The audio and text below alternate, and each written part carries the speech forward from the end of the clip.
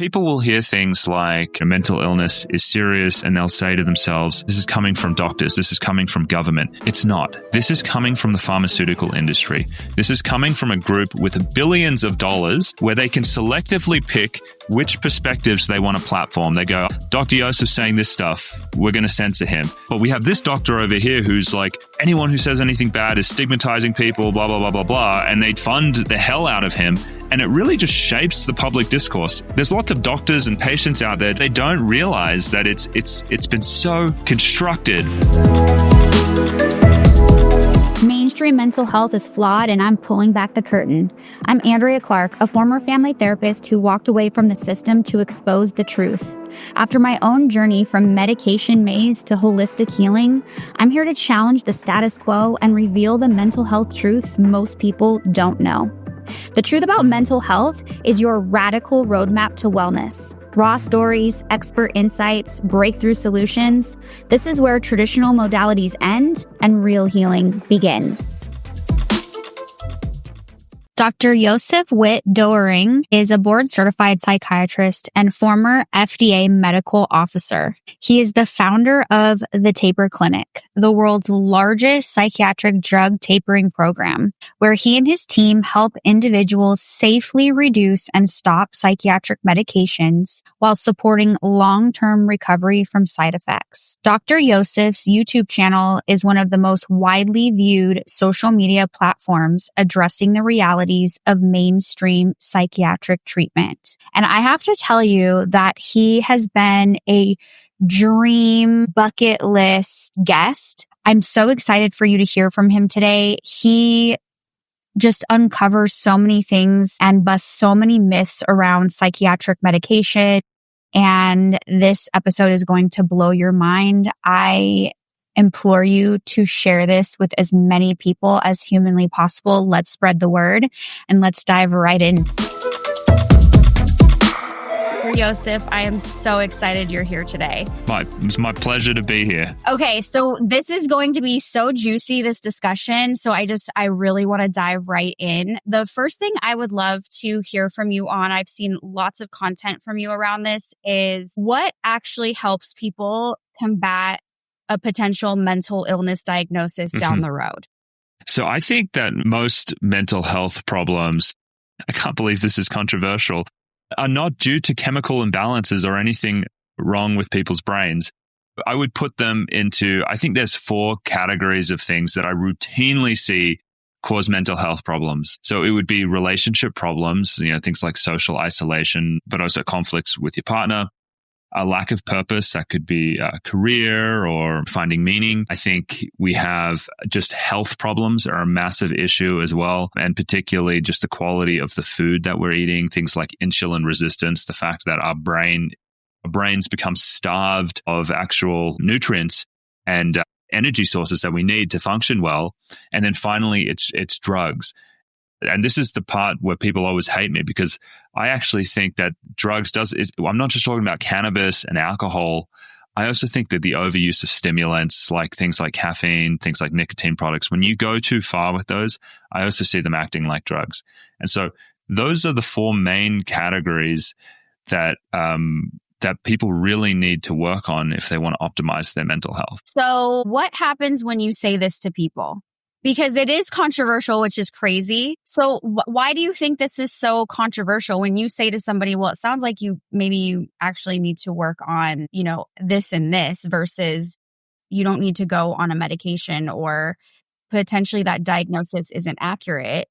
How do people respond to that? So some people, they're like, thank you, they'll be very willing, but, I actually get a lot of negative responses from people. And I think it's because there's been just I'm going to put my tin hat on now and say there's been a mass sort of brainwashing going on in a way when it comes to mental health problems. There's certain perspectives on mental health and medications that have been platformed in a very conscious way by groups of powerful people, whether it's the pharmaceutical industry or the American Psychiatric Association or big patient groups, to promote a certain way of looking at it. And one way of looking at this problem is that, depression isn't just being sad. People have heard that before. This is a serious medical condition.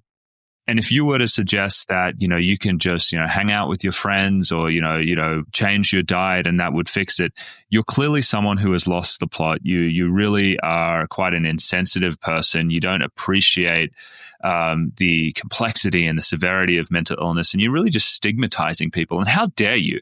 How dare you suggest that, this is something that I could pull myself out of? And so people can get actually really hostile. And yeah, big time. And there's this weird, and I'm sorry for your audience if I don't try and be political, but sometimes I just have to talk about it because this is what I see. I feel like I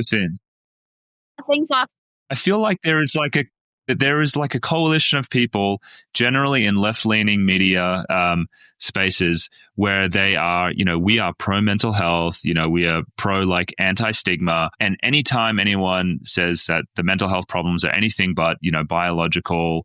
And anytime anyone criticizes the medications, you are stigmatizing my base. You are being harmful. You are being anti-science. You're like a vaccine denier or something like that.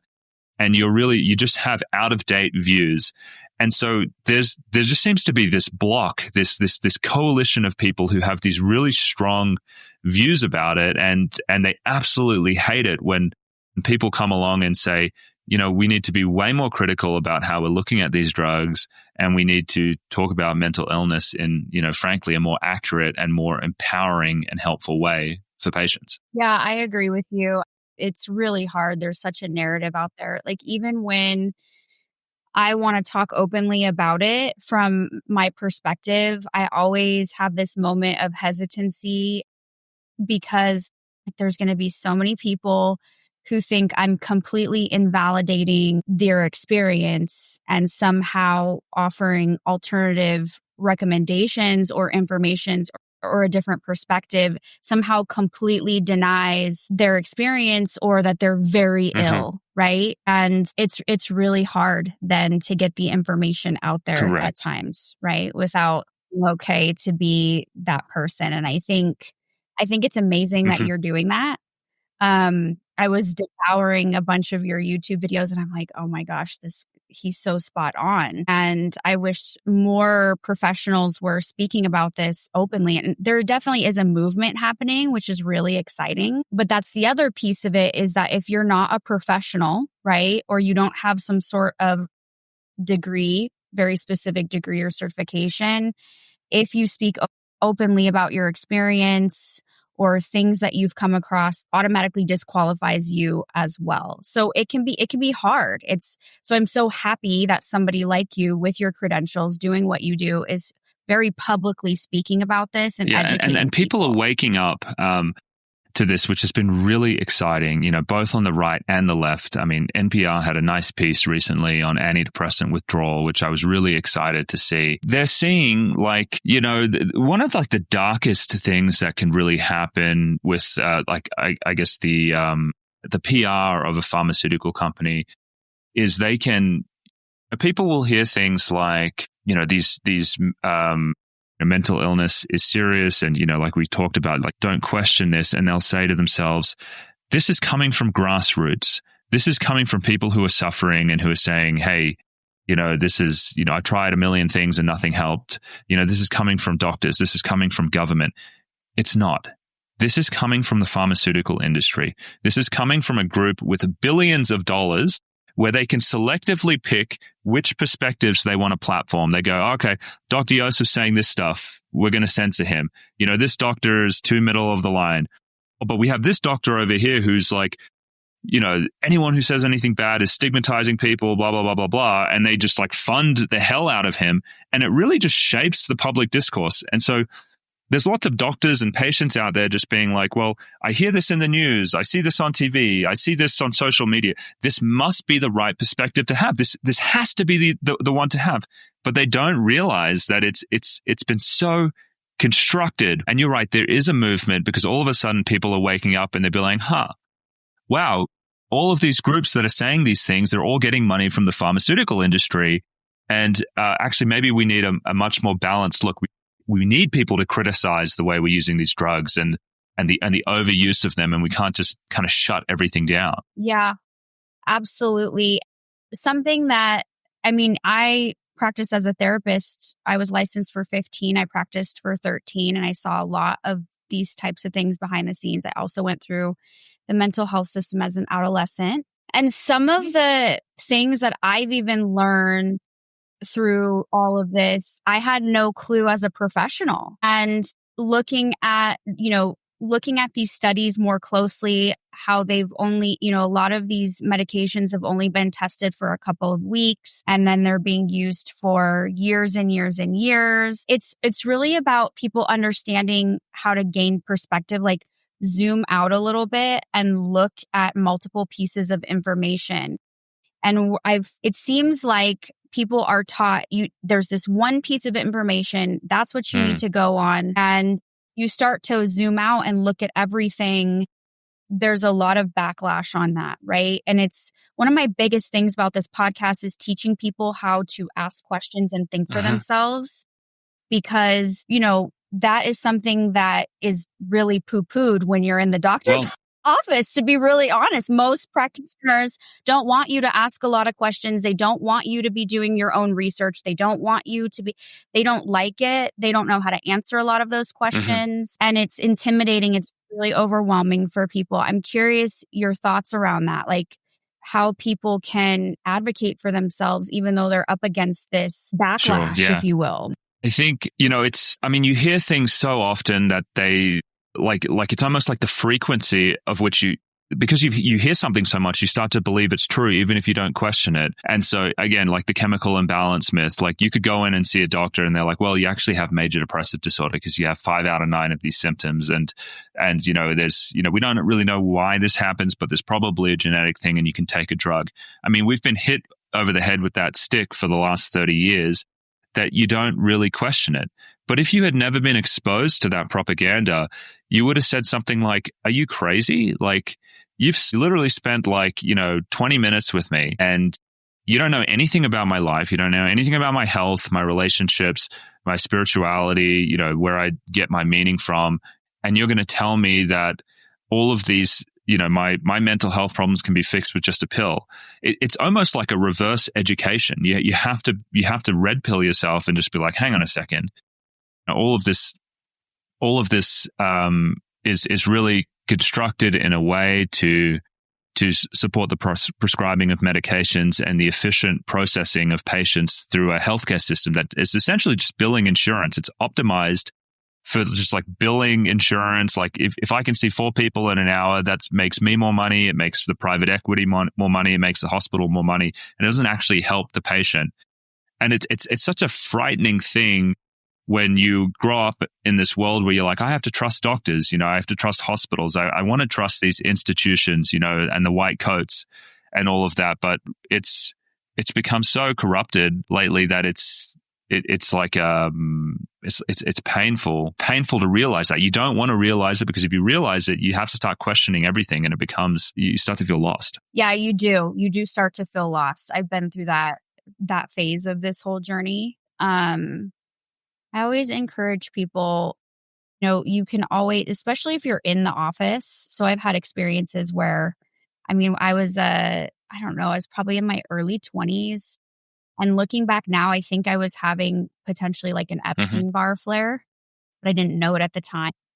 I was really tired and really fatigued, and I was going through my last year or 2 of college. I'm a high achiever, and I went and saw a doctor and explained, everything. And within 5 minutes, he kind of stopped me and he leaned in and he said, "Are you ready to go on antidepressants?" And I was just like, I'm pretty sure that's not what I'm not depressed. I might feel low, but I know I'm not clinically depressed. And I didn't know what to do in that moment. I got up and very politely left, but that took so much guts. And I sat in my car and I cried for 20 minutes because I just felt almost cornered in a way, because this person's supposed to be an authority, right? Or an expert. And I have a lot of guts and wherewithal. And a lot of people, they don't know what to do. They don't know how to respond. It's intuitively they know that's not the right answer, but they don't know what the actual answer is. And this person's supposed to help them. And there's so much bundled in there, right? Like, I don't know if this you felt this way at the time, but I've had many patients tell me that when the prescription for the pill comes, it's also this change in identity, because sometimes the doctors will say, you probably have a genetic condition or a brain condition. For many people, it's long lasting. I mean, talk about a disempowering thing. It's like your brain is broken and you have to take this pill, and you might have to take it on an ongoing basis. It's like, I'm broken, so something's wrong with me. It's such a disempowering place to find yourself in. And I've had many patients tell me that they would cry. They would hear this news and they would just say, it's hopeless. Yeah. I mean, there's a lot of, so what led me to walk away from practicing therapy is the last several years. And I heard it the whole time, but there was something about the last several years I was going through my own shift around how I wanted to serve people and my knowledge around mental health and overall wellness. And so many women would sit on my couch, and especially postpartum women, and we would talk about their journey. And I would say, well, have you spoken with your, OBGYN about this? And a lot of them would say, I don't want to tell them because I don't want them to tell me I have to go on medication. Like, they intuitively knew that that wasn't the answer, but they knew that that was the answer they were going to receive. And so a lot of them felt like there was not, like they were just stuck. They were stuck because they didn't know how to bounce back with their mental health. And they didn't want to do it via a pill, or they didn't think the pill would work, or they'd been on it before and it didn't work, or whatever it was, right? And it leaves people, like you said, feeling overwhelmed and confused and not really knowing where to turn. And then on the flip side, we've got all of this information at our fingertips for how to be healthy and how to be well. And it's like 50 million potential steps that you have to do to be this healthy person. So we're being inundated this way as well. And I'm curious, how do you help people just dial it down? Yes. Because like you said, there are these 4 fundamental things. So when you're speaking with somebody and maybe they're tapering, or, maybe they want to prevent, they don't want to have to ever go back on a medication. How do you help them just really narrow it down to get to really good at the fundamentals first? So it's like triaging, imagine there's like a mass casualty and you kind of have to pick somewhere to start. And so you have to get sort of centered, and then you look at your life. And for instance, am I in like a very abusive relationship? Yeah. If that is the case, that might be the number one priority that you need to address. And you would look at that. Another thing is, am I not looking after my health? So I always like health as a very easy way to ease into this, especially when people are, maybe there's some stuff going on in their relationship, maybe there's some dissatisfaction in work. But if you're also physically unhealthy and maybe overusing some kind of, drugs and things like that, I often find that just focusing on health can make other issues less problematic. So unless there's some big catastrophe in the other area, I just say, okay, step one, let's see if we can just get you on, make sure you're nourished. You're nourished right with the right kinds of foods. Let's have a look at your sleep. Let's see if there's anything that we can do to get you sleeping better. Are you overusing any drugs or anything like that? Let's kind of bring that down. Let's lower the anxiety. If it's stimulants, that'll also help you sleep and stay calm. It's a really easy beachhead to just get into and just say, okay, so now we've got you a little bit healthier. What's the next biggest thing going on? And people will say things like, I'm lonely. I don't know how to meet someone, or, I'm having this problem in my relationship. Now, the trick with this is, you're right, there's a million things out there. And this is where people need to find the right coach or guide to help them. Because, fixing loneliness or having a satisfying relationship is it's incredibly complicated. And you need to have someone that can break down this big complicated issue into smaller little pieces. And so that would be, like working with someone like yourself. You say, we're going to work on your relationships. If it's something like, lack of purpose, difficulty at work, again, you might not even see a therapist. You might see a career coach. You need to find the right person where you can talk to them, and then they can take this big, scary problem that you're having and show you that it's actually not that scary. and that if you just can do steps 1, 2, and 3, you'll make it through. So there isn't like a universal kind of, this is the protocol to do it. I think about it as triage. I always like to do health first, and then you just kind of get to work with the other things and hack away at it. And you have to have a lot of grace because, satisfying relationships and finding meaning in your life, these are things that people cultivate over decades. It's not something that you can just like turn around. I mean, it's so much work and reflection and effort to do those things. And I guess that's why it's so tempting to think, there's a pill, there's a pill that's going to get rid of all of these bad feelings that I'm having because these other areas in my life are out of order. That's why it's so seductive. But there's no shortcut for this. How could there ever be for the most complicated things that we do as humans? There's not going to be a shortcut for it. Yeah. It's really interesting because my husband, he will very easily say yes to a lot of things and then he'll be overextended. And the first thing to go is like his sleep and his nutrition and his own self, like his time with himself in the morning and his hobbies and things like that. And when that happens, his mental health starts to tank. He's more anxious. He already isn't sleeping enough, then he can't sleep well when he does. He's irritable, right? He's impatient. He's not really present. It's been interesting because he's been on his own journey with some healing and figuring that out. And now he's prioritizing his sleep. He's prioritizing his alone time in the morning before he goes to his job and, shows up for our family. And he's almost like a completely different person just from prioritizing his sleep, prioritizing some alone time, and getting his nutrition under control. Just those very fundamental things that we think are not sexy, not fun, like very whatever.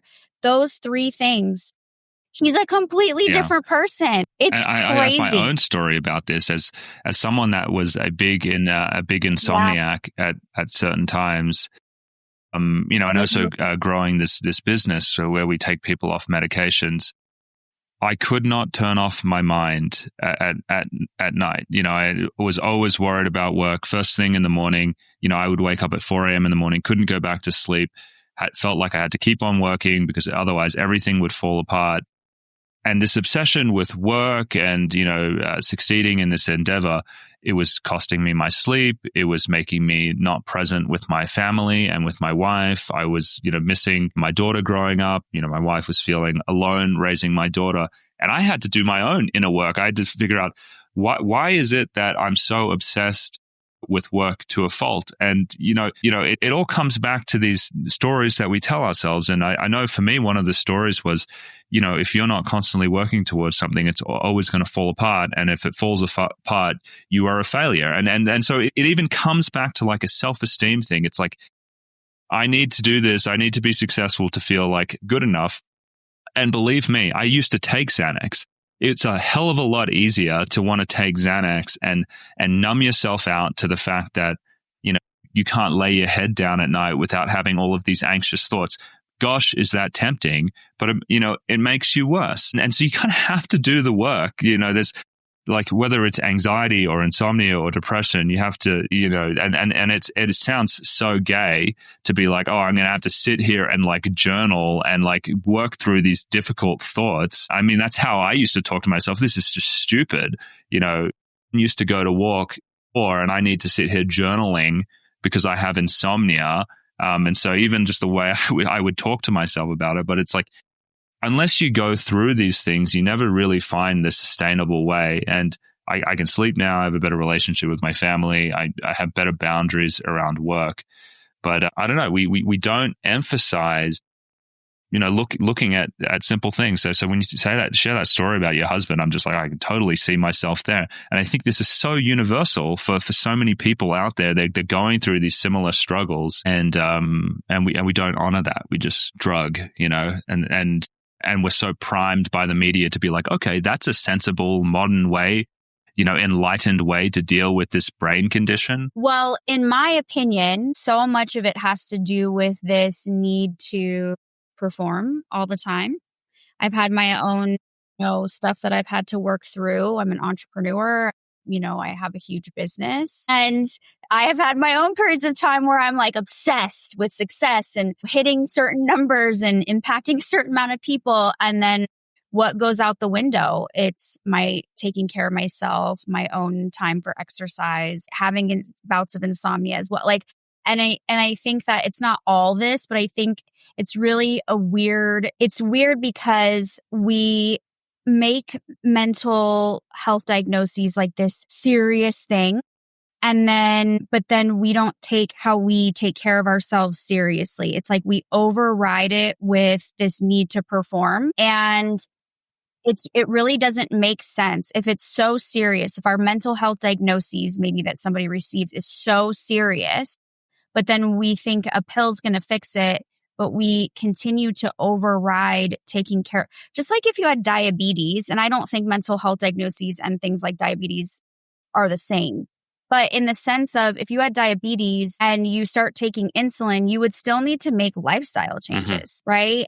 And people don't look at mental health the same way as a lot of like physical diagnoses. They don't look at it as I need to make some lifestyle changes to take care of my mental health. And it's so weird to me. I don't know how we went down that path, but we did. And I really think that the pressure that is put upon us for producing and making money and keeping up with the Joneses really completely screws with us as human beings. And it's a huge overarching reason why we go down these paths of self-neglect in the first place. And that's another issue that I have with this. I mean, the idea of blaming mental health problems on people's brains, I mean, it also is politically a very easy way to deal with a lot of real problems that we're going through in the world. I mean, we have economic problems. People can't buy homes. We have most families these days have both parents working and they're looking after kids.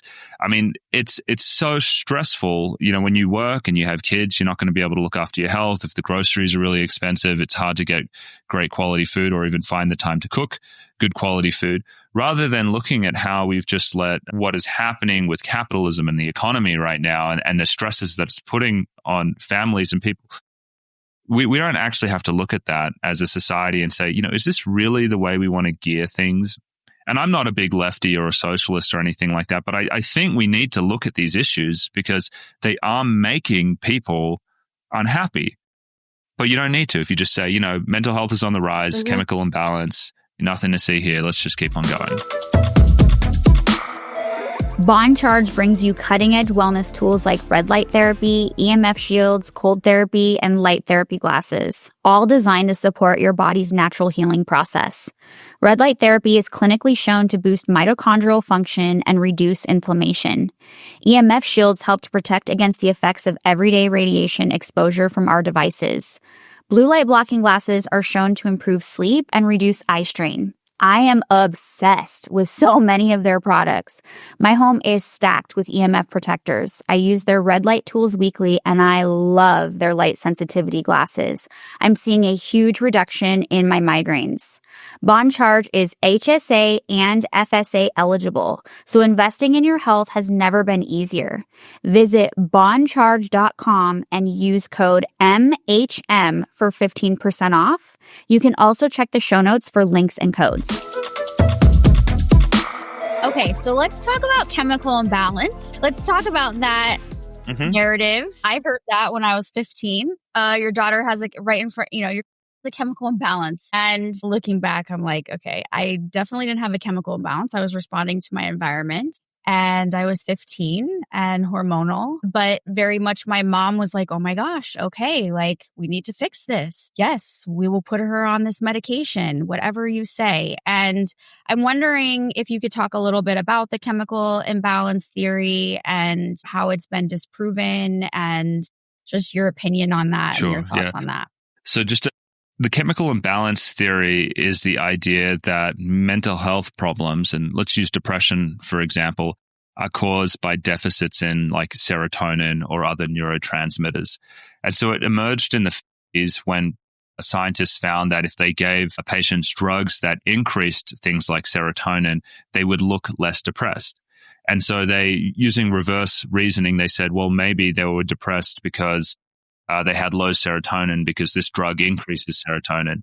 And yeah, I guess there is some logic to that. Another way of looking at it could just be this drug is having a drug effect. And yes, it's causing some changes in serotonin. And that's just like alcohol can cause some mood changes, or methamphetamine can cause some mood changes. Maybe we're just layering a drug effect on top of, someone that has, low mood or depression. And to me, that would have been more logical. But the thing is, there was an incentive to promote this idea that depression was due to a deficit in serotonin because it's easier to sell drugs that way. So pharmaceutical companies, the American Psychiatric Association, anyone who had an interest in the promotion of drugs as treatment, they just kind of sprinkled fertilizer on that myth, and it took off like crazy.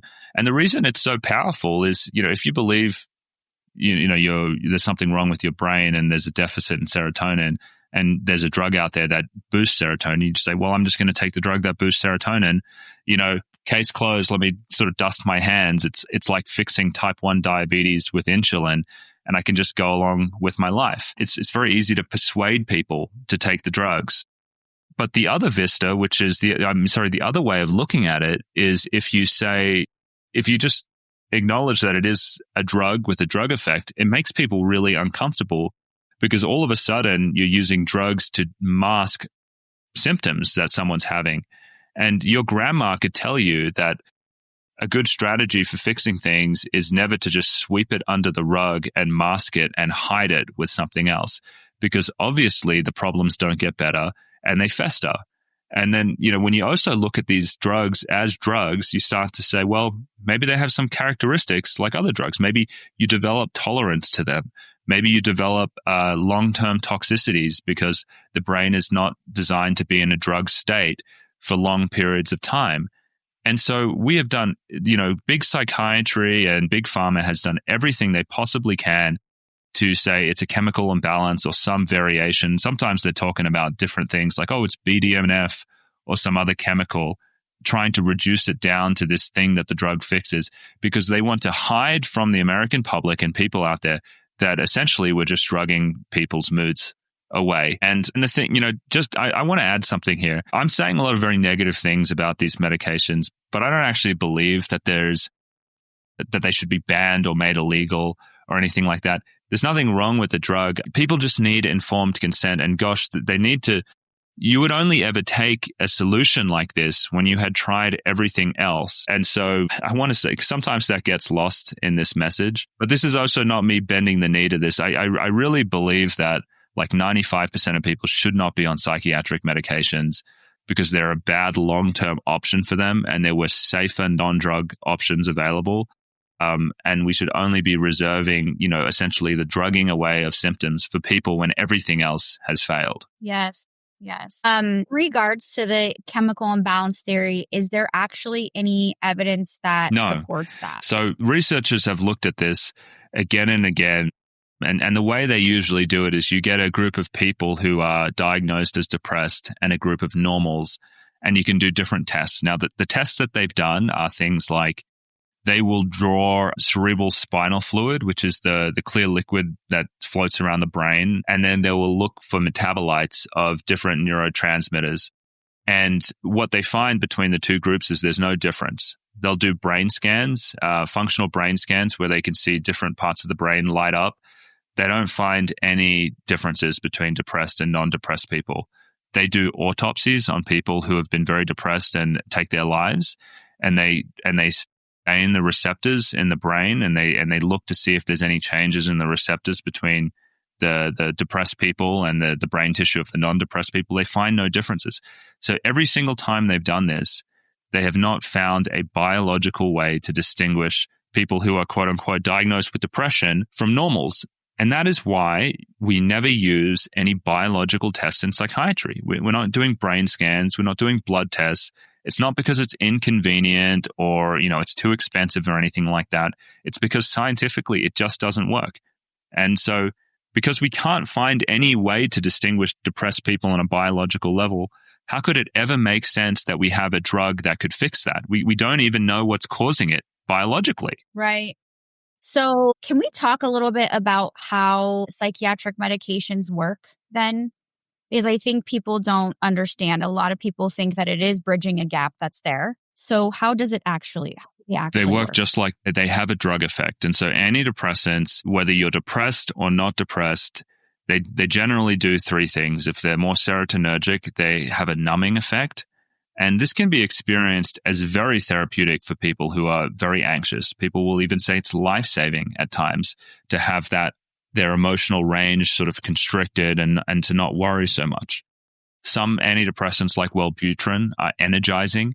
Others like mirtazapine have a sedative effect on top of the numbing effect, and so they can help with sleep as well. Antipsychotic medications are also extremely numbing and emotionally constricting. They make people less worried about paranoid thoughts that they're having. And so these drugs, they work by disturbing the neurotransmitter functioning in the brain and inducing a drug effect, which, at least in the short term, for many people is experienced as therapeutic. The problem with this is long-term solutions, though, is that people simply just become tolerant to the drug. Yeah. And then, 6 months, 12 months later, they say, well, I'm not really feeling the effect as much. And they go up on the dose.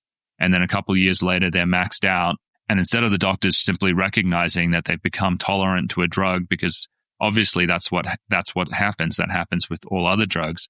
The doctors won't say that. They'll then tell them that they have a treatment-resistant depression or their mental illness is evolving, and now you need two big guns instead of one, and they'll add on another drug to continue to mask it. And then you end up in a situation where people are on 3 to 5 different drugs, which unfortunately isn't that uncommon. Yeah. And there's so many things that people experience from being on these drugs long term that they don't even realize are an effect of these drugs. So can we talk a little bit about medicating children for a second and what this might do to a child's brains, system, hormone, like anything, right? If they're being medicated maybe with a stimulant or even an antidepressant or anti-anxiety, right, an SSRI early on, how is this affecting their development and their brain and their ability to, cope later on as an adult? Let me break this in half, because I want to talk about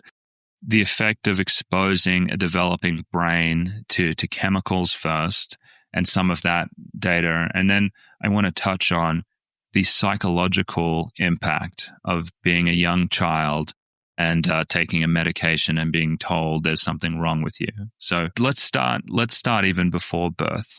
So what we've found is that when women take antidepressants, the children who are exposed to them in utero, they actually have changes in their brain. So all antidepressants cross the placenta. And we have 12 MRI studies showing that there are clear changes between the brains of the kids exposed and not exposed. And this is controlled for depression. They look at all the variables.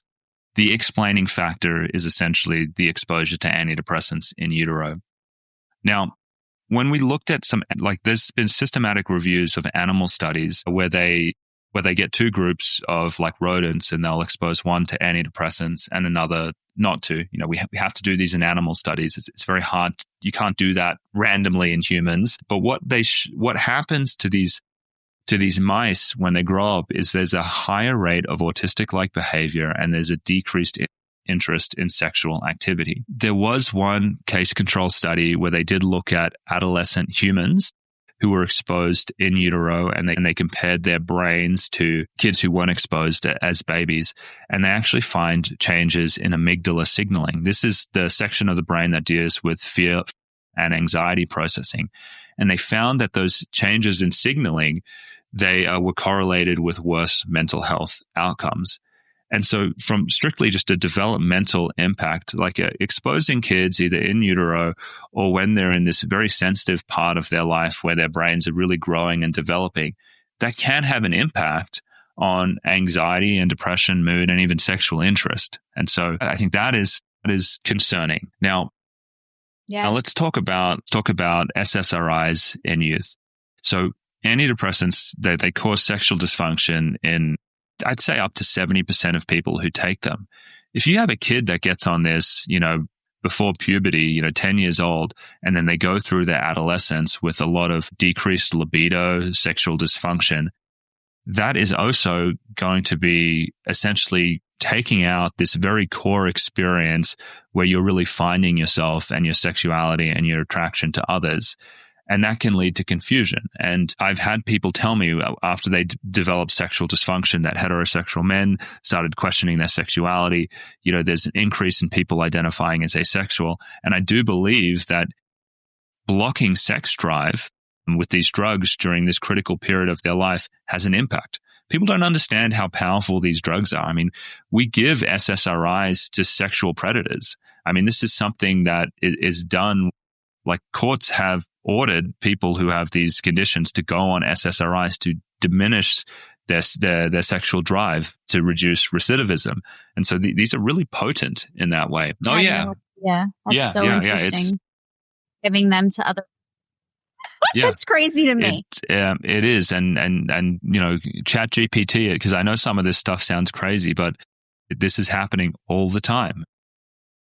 This is sound crazy to me, but it does sound crazy sometimes to someone who's first coming across this information, right? But I think it's so important. Wow. Okay. So that makes a lot of sense. The other thing that's an interesting thread to pull on is that SSRIs, not in the US because it was bad for marketing here, but in other countries around the world, have marketing indications for premature ejaculation. And so they're actually marketed to decrease sexual functioning for some people. That's how potent the effect is. Now, the last thing that I want to say about this from like a developmental point of view is it has to touch on ADHD and Adderall. We live in the US, very competitive society. I mean, there are places where, I think of the immigrant families out there who are really known for hustling and putting a lot of pressure on their kids. They're just like, you got to be a doctor, you got to be a lawyer. And, we have kids who feel all of this scholastic pressure, who end up taking Adderall kind of as this performance enhancing drug that is meant to help them sit still and find subjects that they're genuinely not interested in more interesting. And the consequence of this long term is if you drug a child into being interested in something that they're not naturally interested in, they go on to get into a career later on that they need to be on drugs to do. I spoke to Cooper Davies recently from Inner Compass, who was put on a whole bunch of ADHD medications and different psych meds so he could succeed academically, ended up becoming a journalist. The medication side effects caught up with him. He realized he didn't want to be drugged anymore. He came off the medications, realized that he hated his job and he didn't want to do it. And he had to start again in his 30s because he felt the pressure to essentially drug himself to do a job that was acceptable from society. So I think we've just become so lost in this rat race to have our kids perform and do things that we forget the first step, which is help your child find their passion, help them find something that naturally energizes them, and then just let them do that for 10 to 15 years. They will be able to perform at that at a very high level without being on drugs if they find something that energizes them. And we need to stop this kind of square peg in a round hole mentality where if it doesn't quite fit what we want, we're just going to sort of drug it into shape. Well, it's not only that. When I worked as a therapist, I worked a ton in pediatrics, and there's a lot of pressure that happens where, if parents are getting emails, like I would have parents come to me and say, I keep getting emails from the teacher that my child can't sit still, and these parents would be so stressed and almost feel like the shame that and I would try to developmentally, your child shouldn't be able to sit still for 6 hours and that's a piece that I think is really huge too, is we've really gotten out of touch with what's developmentally appropriate at different ages, with how classrooms are constructed and run, and my daughter was in 5th grade, she had a 20-minute recess. I used to have 2 30-minute recesses, when I was in grade school. And now she doesn't even have that. She is in a very rigorous academic setting. But I've always told her, do you try your best? Right? And if it's your best and that's all that matters, it's not what grade you receive necessarily. It's more about, what your best is. And also, I've never subscribed to her needing to sit still perfectly and things like that. But again, I have that education. I have that like, very strong orientation around that. Whereas a lot of parents are just like, oh my gosh, my kid is bad, or the teacher's upset, or they need to be compliant. They don't always know, right? They don't have the wherewithal. They're overwhelmed, and then they feel ashamed that their child can't sit through kindergarten for 6 hours or whatever it is. And there have been teachers who, with previous clients, who have told them, hey, have you considered taking your child to be evaluated for ADD? Have you considered putting your child on a little bit of a medication? And I'm just like, your teacher should never be saying anything like that to you. And so it's so just normal. It's so normalized for this to be just like, hey, if your kid can't sit still, if they can't fully control themselves, their impulses to touch their friends or, whack somebody, then there's something wrong. Like, you need to have them evaluated. That's like the first answer all the time.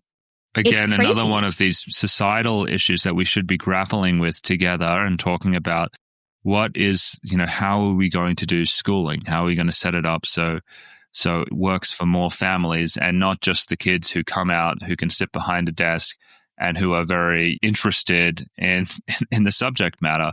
Because right now moms are being pressured to drug their kids into compliance because it's a guilt trip. It's like, my kid's bad, and so I'm a negligent parent because I'm not taking them to see the psychiatrist. And how does that reflect on me? There should be more options than just drugging the child into submission in the classroom. Yes, absolutely. So I know you wanted to touch on hearing the diagnosis, being put on a medication, and how that affects a young person. And I'm very interested in your perspective because I know how it affected me. Yeah. And so I really am curious to hear what you have to say about that. And it's not just young people, it's older people as well. There's some foofy like stuff from the coaching world where it's just like whatever you focus on expands. But I really believe that.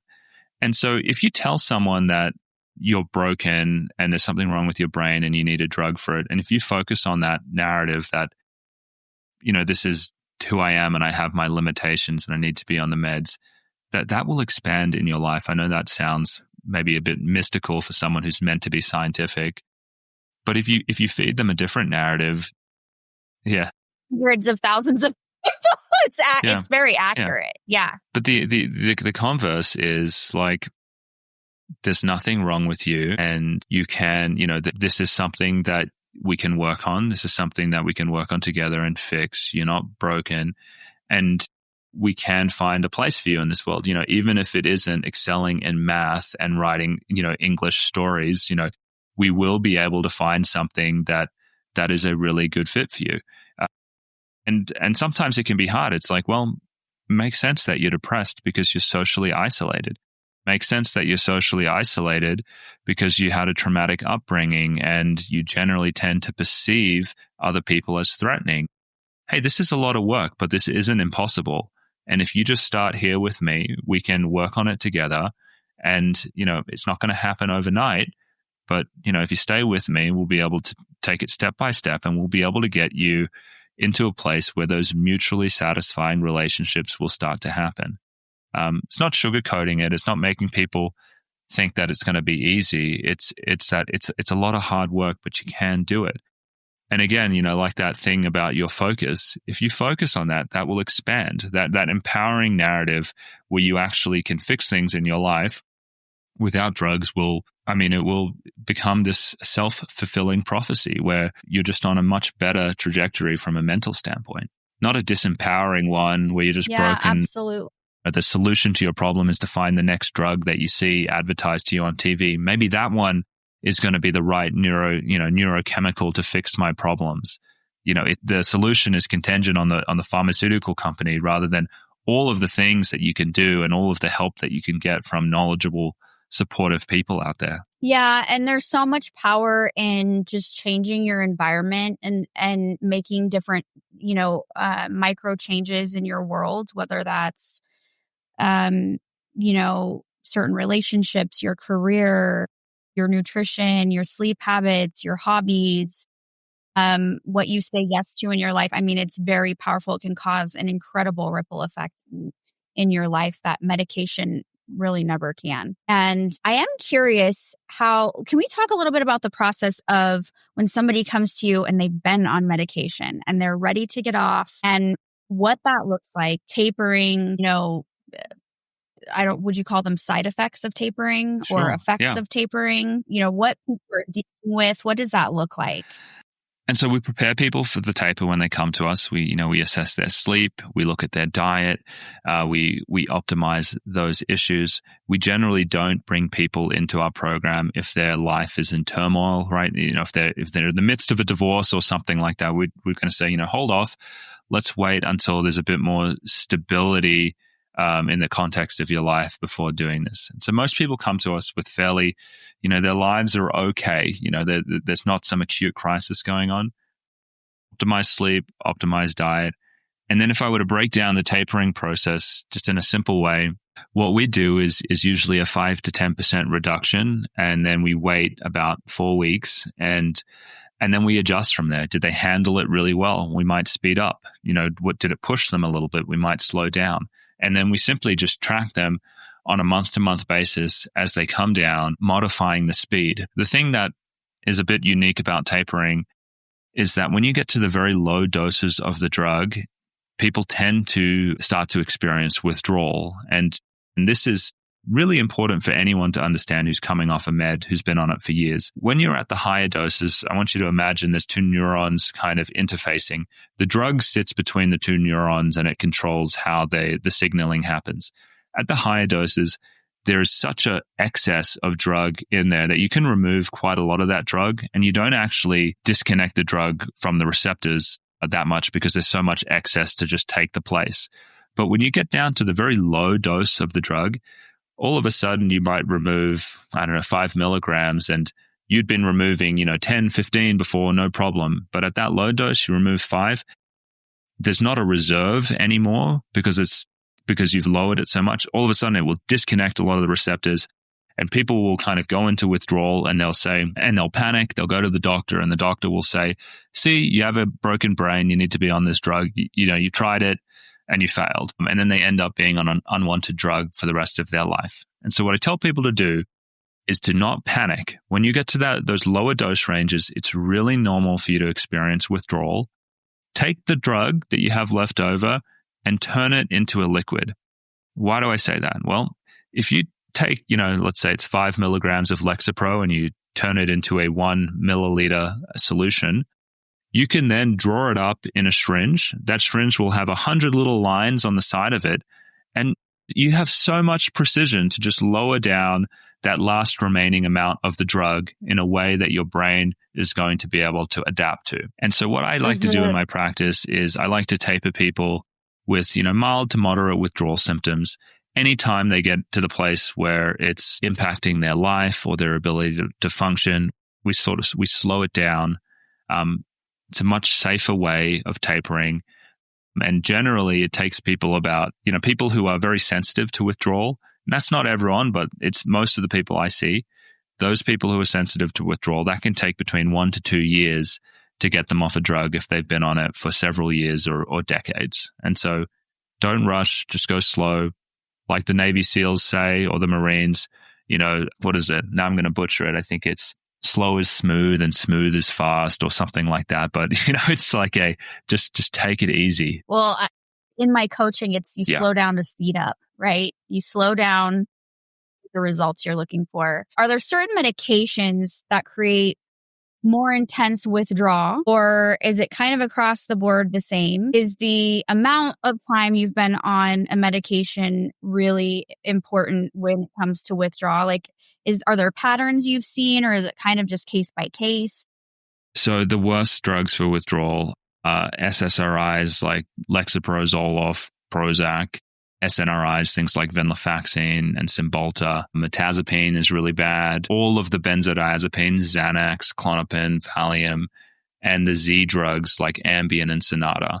And so I'd say as a category, most antidepressants and sedatives are really tricky, and they can be dangerous to come off. People can get hurt. That's not to say antipsychotics and mood stabilizers are a walk in the park. They're not, but they don't seem to be causing as many problems as the sedatives and the blunting antidepressants. Stimulants generally tend to be really easy. Like if you need to come off like Adderall or Ritalin, you hardly need to taper them, if at all. I've never seen someone get hurt coming off a stimulant quickly. Wellbutrin tends to be easier. It's the only antidepressant that tends to be an easier taper because it's more stimulating. And so good rule of thumb is if a drug helps you sleep, or if it mutes your emotions or suppresses your emotions or lessens anxiety, it's generally going to be a hard drug to come off, because the opposite of that is awful. Insomnia, high anxiety, irritability. These are the things that drive people crazy. Yeah. And hence why people need to have a fairly stable life before you're going to work with them, right? Because this goes back to the foundational things that we were discussing in the first place. So what made you get into this? Did you used to prescribe and then you saw the light? Like, how did you come to this place where you have the largest tapering clinic in the United States? It just came from the fact that I had my eyes opened and I saw it wasn't working. I was in my psychiatry residency and I was hearing all of the propaganda like, well, these are serious medical conditions, the lifestyle stuff, it doesn't work. You need to treat them with drugs. To suggest otherwise is it's old fashioned and kind of stigmatizing. I'm just looking at the patients in front of me. No one ever took the time to understand their lives or their lifestyle or their relationship. No one was helping them with any of that stuff. They make it seem like these people taking psychiatric drugs are getting all of this help and they've done all of these things and they're suffering from these mysterious, incurable brain diseases. But most of the time they were just people just getting processed through a system, sold a lie. Even if I didn't have a problem with drugging away symptoms, although I do philosophically, I was just seeing that it didn't work. As I mentioned before, the drugs would wear off. Most people, after a year or two, would say, I don't even know what the drug's doing anymore, or it's only working 10% and it used to work a lot more. And they would just accumulate more medications and people would be getting worse. And so I remember thinking, this is not a sustainable way to help people. It doesn't make sense. And my professors were saying, don't worry, Josef, the evidence base supports this. These are approved by the FDA. And I just didn't buy it. And so after my residency, I decided I would focus on becoming an expert in the clinical trial research. And I did a fellowship at Janssen, which is the pharmaceutical branch of Johnson & Johnson. And I studied clinical trial design there. And then I worked at the FDA and then a few other pharmaceutical companies. And, I got to see behind the scenes and I just saw that we are practicing so far outside of what the evidence supports. I mean, there is no good evidence that these drugs work long-term at all. And so when I saw that, and I also learned about all of the withdrawal issues, which I was becoming more aware of as I was researching side effects, I just had to call it quits. I'm participating in one of the biggest frauds of the 21st century by, being a mainstream psychiatrist right now. And the only thing that I could do to feel ethical in my career was to open a practice where I would actually help people exit this system. Mm-hmm. That's incredible. So where are you currently? I know you're not in all 50 states. Yeah, so we're in like the top 14 most populous US states. Okay. Do you have any goal of expanding to all? I think eventually I would like to. There's so many amazing things that I want to do with the taper clinic first and get in place. I mean, my vision for the taper clinic is what I always wanted mental health care to be like. We're building out we have hiring a sleep coach so we can have a curriculum for good sleep. And then we also have classes that people can drop into and they can work with a coach. We have a whole foods type nutrition plan for people with also advice on elimination diets and ketogenic diets for select patients as well. So we're bringing on nutritionists and we're going to have a curriculum and also places where people can drop in and they can learn about nourishing their bodies. We're going to work on getting people there to teach people about moving their bodies. So, and eventually, relationships and all of these things. And so we're building a program right now to be a one-stop shop for what I just would want for anyone I loved, that they would be able to get help in all of these large domains that you really need for good mental health. And once we have perfected that model and it's working really well and we've ironed out all of the kinks, yeah, for sure, we're going to expand. We're going to try and make this available to as many people as possible and just give people a better option out there than just drugs. Yeah, it's incredible the work you're doing. Where can people find you to learn more? I know your YouTube videos are incredible. I've binged them. So where is the best place for people to come find you? A couple things. The Dr. Josef YouTube channel is the main place on social media, and it's spelled Josef, not PH. But we're on all channels. If you want to see me arguing with people, the best place for that is X. And so I would go there. If you're interested in my practice, it's the taperclinic.com. Oh, sorry, no, it's just www.taperclinic.com. And so we help people there. If you're not in one of the states where we're working, if you go to the Contact Us section on the Taper Clinic website, I've listed 3 directories for doctors there who are knowledgeable about drug withdrawal and tapering, and they are practicing all over the world. So if you need that help, you can find those directories in the Contact Us section. And if you are a clinician and you are interested in learning how to deprescribe, we publish all of our internal trainings on how to deprescribe online free. I'm going to share it with Andrea. So we've got like a 5-hour course right now. It's what I use for my clinicians. And it goes through every single step that you would need to know in designing a drug taper and executing it. I'll just have Andrea share that with you in the show notes or an email later on. That is incredible that you provide that education for free. That really speaks to how much you want to change people's future and change the narrative. And because a lot of people would charge money for that. Oh, yeah. You know what I mean? And the other way to get it as well is you can sign up to my newsletter through my website, and it's like it'll be on the first email that you get, and then you can unsubscribe if you don't want to hear from me, but the link is there. Well, and we'll have all of this in the show notes. And I'm really excited for this episode to air. I think it's going to be incredible and life-changing for many people who listen. And I'm just so thankful to you and all of the work you're doing. It's not easy to go against the grain, and it takes a lot of conviction and being unpopular. And I'm just so thankful that you are really living into your mission and your purpose. And I'm thankful for you and joining me out here, on the forefront and kind of banging the drum about how bad things are, because that's what people need to hear about. Yeah. Absolutely. Absolutely. It's my pleasure. I'm happy to spread the word. Thank you so much for your work.